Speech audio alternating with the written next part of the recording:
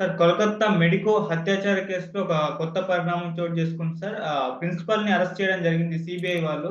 అయితే మొదటి ప్రిన్సిపల్‌ని సస్పెండ్ చేసి వేరే దగ్గర ఆహ్, ఆహ్, అంటే అలొకేట్ చేశారు గదా! మళ్ళీ ఇప్పుడు అరెస్ట్ ఎందుకు చేశారు? ఏం జరిగింది సార్? ఈ కేసులో ఏం జరుగుతుందంటారు? ముందు నుంచి కూడా ఈ ఆర్జీ కర్ మెడికల్ కాలేజీలో ఆగస్టు 9న ఒక మెడికోని అతి దారుణంగా అత్యాచారం చేసి హత్య చేశారు. ఆ కేసులో ఇప్పటి వరకు ప్రధాన నిందితుడైన సంజయ్ రాయ్‌ని పోలీసులు అరెస్ట్ చేశారు. పాలిగ్రాఫ్ టెస్ట్ చేశారు. అతన్ని రిమాండ్ పెట్టారు. ఇప్పుడు కొత్తగా సందీప్ ఘోష్ మనకు తెలుసు. ఈ పేరు కూడా డే 1 నుంచి వైరల్ అయింది. సందీప్ ఘోష్ అనే వ్యక్తి ఆర్జీ కాలేజీ ప్రిన్సిపల్‌గా ఉన్నాడు మెడికల్ కాలేజ్‌కి. హాస్పిటల్‌కి కూడా ఆయన బాధ్యుడు. సో, ఆయన ఈ అమ్మాయి చనిపోయినప్పుడు వ్యతిరేక వ్యాఖ్యలు చేశాడని పెద్ద ఎత్తున వైద్య విద్యార్థులు ఆందోళన చేశారు. దాంతో ఆయన్ను రిజైన్ చేయమని ప్రభుత్వం ఆదేశించింది. ఆయన రిజైన్ చేశాడు. రిజైన్ చేసినాక ఆయనకు నేషనల్ మెడికల్ కాలేజ్ అని ఇంకొక ప్రెస్టీజియస్ కాలేజ్ ఉంది. ఆ కాలేజీకి ప్రిన్సిపల్‌గా మమతా ప్రభుత్వం పెట్టింది. దాని మీద కూడా తీవ్ర విమర్శలొచ్చాయి. చివరికి హైకోర్ట్ కూడా నువ్వు కొద్ది రోజులు లీవ్ పెట్టి ఎళ్ళిపో అని కూడా డైరెక్ట్‌గానే ఆయనకి హైకోర్ట్ చెప్పింది.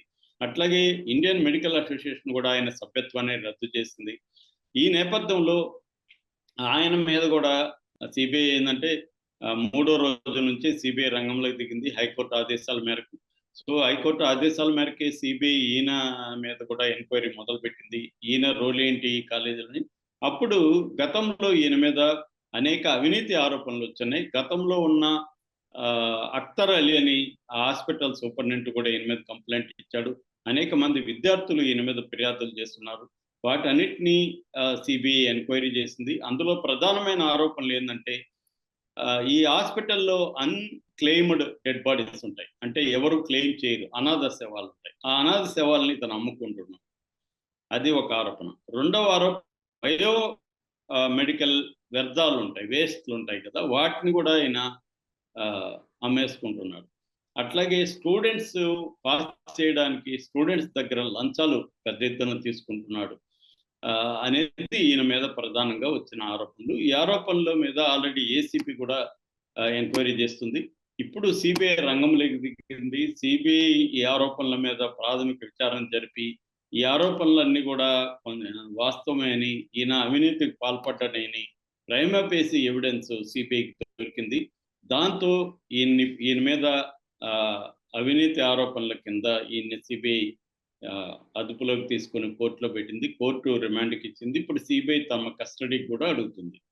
ఆల్రెడీ ఈయన మామూలుగా మనకు తెలుసు సీబీఐ, ఈడీ అనేది జంట కోల్లాగా వస్తుంటాయి. ముందు సీబీఐ వస్తది. తర్వాత ఈడీ అంటారు. అట్లాగే ఇప్పుడు ఒక అక్రమంగా ఆస్తులు సంపాదించాడు అంటేనే మనీ లాండరింగ్. మనీ లాండరింగ్ అంటే నేను చాలా సార్లు చెప్పాను. లాండరింగ్ అంటే క్లీనింగ్.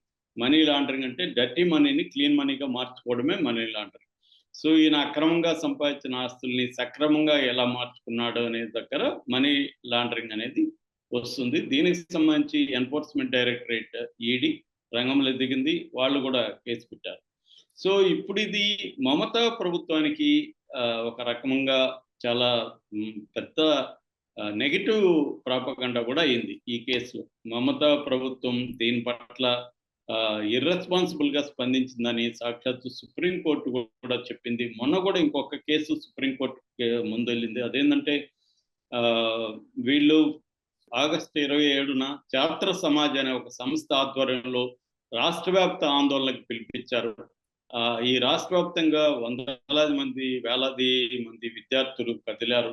సో, ఆ కాంటెక్స్‌లో కొంతమంది మీద మమతా ప్రభుత్వం కేసులు పెట్టింది. అందులో ప్రధానంగా ఛాత్ర సమాజ్ నాయకుడైన నబన్నా అభిమాన్ అనే ఆయన మీద కేసు పెట్టింది. నబన్నా అభిమాన్ అనే ఒక ఆర్గనైజేషన్‌లో సయన్ లాహిరి ఆయన పేరు. సయన్ లాహిరి మీద కేసు పెట్టి బెయిల్ రాకుండా అరెస్ట్ చేస్తే హైకోర్టు బెయిల్ ఇచ్చింది. హైకోర్టు బెయిల్ ఇస్తే అక్కడి వరకన్నా సైలెంట్‌గా ఉండొచ్చు హైకోర్టుని గౌరవించి మమతా ప్రభుత్వం.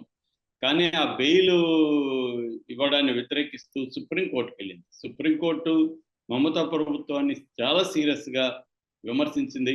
ఒక వ్యక్తి ఇంతమంది నిరసన తెలియజేసి వీధుల్లోకి వస్తే ఒక వ్యక్తిని మీరు ఎందుకు టార్గెట్ చేశారంటే ఆ వ్యక్తి 41 మంది పోలీసుల్ని గాయపరిచాడని ఒక స్టూపిడ్ లాజిక్‌ని సుప్రీం కోర్టులో ప్రవేశపెట్టింది. దాంతో సుప్రీంకోర్టు షాక్ అయింది. అంటే ఒక వ్యక్తి 41 మంది సాయుధులైన పోలీసుల్ని గాయపరిచాడా? ఇది నమ్మదగిందేనా? ఎట్లా నమ్ముతాము? అట్లాంటప్పుడు పోలీస్ వ్యవస్థ ఎందుకు అని కామెంట్ చేసింది. సో, ఈ విధంగా చాలా మమతా ప్రభుత్వం చాలా స్టూపిడ్‌గా ఈ కేసులో మొదటి నుంచి కూడా వ్యవహరిస్తా ఉంది. ఇంత ఘోరంగా ఉంటదా మమతా ప్రభుత్వం అని అందరూ కూడా ఆశ్చర్యపోయే విధంగా వ్యవహరిస్తుంది. సో, దాన్ని సిన్సియర్‌గా ఒక ఆడబిడ్డకు ఒక మెడికల్ హాస్పిటల్‌లో పనిచేసే వర్క్ ప్లేస్‌లో ఉన్న మహిళకు భద్రత లేకుండా జరిగినప్పుడు కనీసం అండగా నిలబడాలి. ఇమ్మీడియేట్‌గా వాళ్ళ డిమాండ్‌లు ఏవైతే ఉన్నాయో వాటినన్నిటిని నెరవేర్చాలి. ఈ ప్రిన్సిపాల్‌ని సస్పెండ్ చేసుండాలి. అతన్ని అరెస్ట్ చేయమని చెప్పుండాలి. అట్లాగే సంజయ్ రాయ్‌ని ఇమ్మీడియేట్‌గా అరెస్ట్ చేసుండాలి. ఇవన్నీ అట్లాగే సిబిఐ ఎంక్వైరీకి అడిగినప్పుడు మమతా బెనర్జీనే ముందుకొచ్చి సిబిఐ ఎంక్వైరీకి అప్పగించుండాలి. ఇవన్నీ చేసుంటే మమతా బెనర్జీకి మంచి పేరు ఉండేది. కానీ అవేవి చేయకుండా ఈ దీని మీద నిరసన తెలియజేసే వాళ్ళని హరాస్ చేయడం, వాళ్ళ మీద కేసులు పెట్టడం అనేది జరుగుతుంది. ఈ నేపథ్యంలో ఇప్పుడు ప్రిన్సిపాల్‌ని అరెస్ట్ చేయడం కూడా మమతా బెనర్జీకి తప్పే. ఎందుకంటే ఇటువంటి అవినీతి ఆరోపణలు ఉన్న వ్యక్తి ఇటువంటి అత్యాచారం జరిగినప్పుడు ఒక ఇన్సెన్సిటివ్‌గా బిహేవ్ చేసిన ప్రిన్సిపాల్‌ని సపోర్ట్ చేసి అతనికి మరింత మంచి కాలేజీ ప్రిన్సిపాల్‌గా చేయడం అనేది అత్యంత ఘోరమైన విషయం. సో, ఇక్కడ అందరికి కూడా మొదటి నుంచి కూడా డౌట్లు ఏందంటే, ఒకటి డ్రగ్ మాఫియా దీంట్లో ఇన్వాల్వ్ అయింది. వాళ్ళకి ప్రిన్సిపాల్‌కి ఇంత కరప్ట్ ప్రిన్సిపాల్ డ్రగ్ మాఫియాతో కుమ్మక్కు అవ్వడానికి ఏదైనా గ్యారంటీ ఉందా? సో, డ్రగ్ మాఫియాతో ప్రిన్సిపాల్ కూడా కుమ్మక్కయ్యాడు. ఇందులో మమతా బంధువులు కూడా ఇన్వాల్వ్ అయ్యుండారు అన్న ఒక వార్త వస్తుంది. ఇదంతా బీజేపీ కావాలనే పొలిటికల్‌గా వాడుకుంటుందని మమతా ప్రభుత్వం నిందిస్తుంది. కానీ మొత్తంగా విద్యార్థులకి అందరికి కూడా మమతా ప్రభుత్వం వ్యవహరించిన తీరు పట్ల తీవ్రమైన నిరసన ఉంది. చివరికి సుప్రీంకోర్టు హామీ ఇవ్వడం వల్లనే వాళ్ళు ఆందోళన విరమించారు.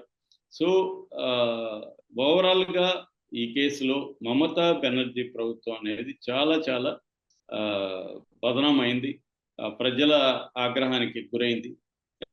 దీన్ని ఖచ్చితంగా బీజేపీ పార్టీ కూడా ఉపయోగించుకుంటారు. ఎవరైనా కూడా అధికార పక్షం సరిగా పనిచేయనప్పుడు, ప్రజల్లో అధికార పక్షం పట్ల తీవ్ర వ్యతిరేకత వచ్చినప్పుడు, దాన్ని ప్రతిపక్షాలు రాజకీయంగా ఉపయోగించుకుంటాయి. ఎందుకంటే రాజకీయ పార్టీలు రాజకీయాలే చేస్తాయి కదా!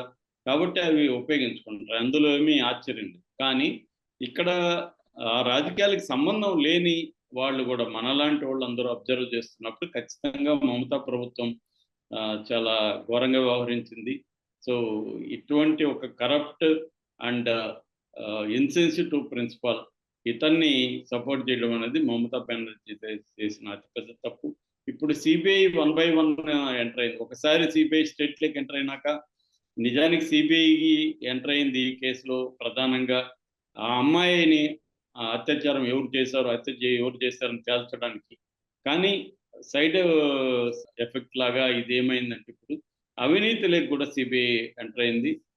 యాంటీ కరప్షన్ వింగ్ సిబిఐకి ఉంటది. ఈ యాంటీ కరప్షన్ వింగ్ అనేది ఇప్పుడు ఎంటర్ అయ్యి